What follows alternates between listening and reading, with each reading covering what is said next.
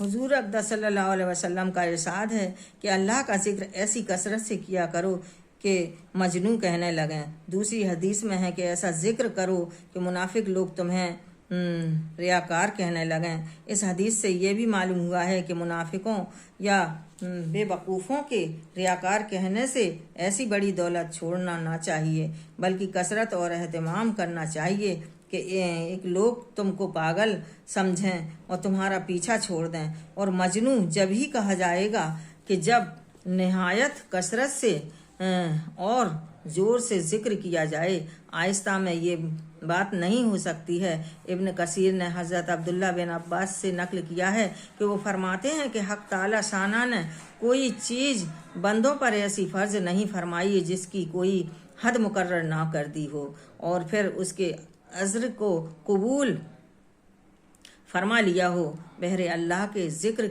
के ना कोई हद मुकर्रर फरमाई है, ना अक्ल रहने तक किसी को मुअज़्ज़िज़ करार दिया है। चुनांचा इरशाद है कि अज़्कुरुल्लाह ज़िक्रन कसीरन, अल्लाह जल्ले शाना का खूब कसरत से ज़िक्र किया करो। रात में, दिन में, जंगल में, दरिया में, सफ़र में, हज़र में, फ़कीरी तोंगरी में, बीमारी में, सेहत में, आहिस्ता और पुकार कर और हर हाल में। हाफिज़ इब्न हज़र ने नबियात में लिखा है कि हज़रत उस्मान से कुरान पाक के इरशाद कान तहतहु कंजुल्लाहुमा में मनकूल है कि दो सोने की एक तख्ती थी।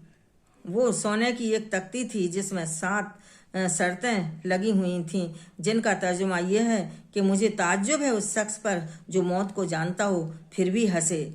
मुझे ताज्जुब है उस शख्स पर जो जानता है कि दुनिया आखिरत एक दिन ख़त्म होने वाली है फिर भी उसमें रग़बत करे। मुझे ताज्जुब है उस शख्स पर जो ये जानता हो कि हर चीज़ मुक़द्दर से है फिर भी किसी चीज़ के जाते रहने पर अफसोस करे। मुझे ताज्जुब है उस शख्स पर जिसको आखिरत में हिसाब का यकीन हो फिर भी माल जमा करे। मुझे ताज्जुब है उस शख्स पर जिसको जहन्नुम की आग का इल्म हो फिर भी गुनाह करे।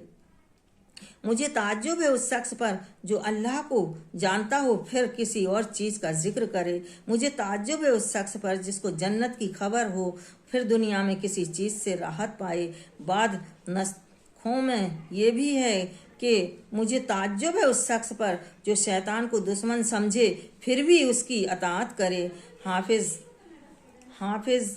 ने हज़रत जाबिर से हुजूर सल्लल्लाहु अलैहि वसल्लम का इरशाद भी नकल किया है कि हज़रत जिब्राईल मुझे अल्लाह के ज़िक्र की इस कदर ताकीदी करते रहे कि मुझे ये गुमान होने लगा कि बग़ैर ज़िक्र के कोई चीज़ नफ़ा ना देगी। और उन सब रवायात से ये मालूम हुआ है कि ज़िक्र की जितनी भी कसरत मुमकिन हो ज़रिया दरीख ना करे। लोगों के मजनू या रियाकार कहने की वजह से इसको छोड़ देना अपना ही नुकसान करना है। सूफिया ने लिखा है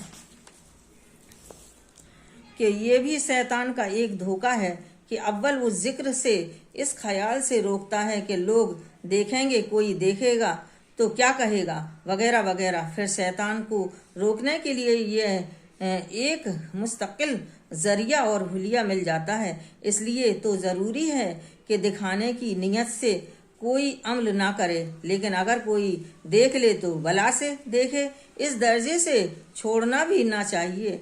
हज़रत अब्दुल्ला ज़ाल दीन एक सहाबी हैं जो लड़कपन में यतीम हो गए थे।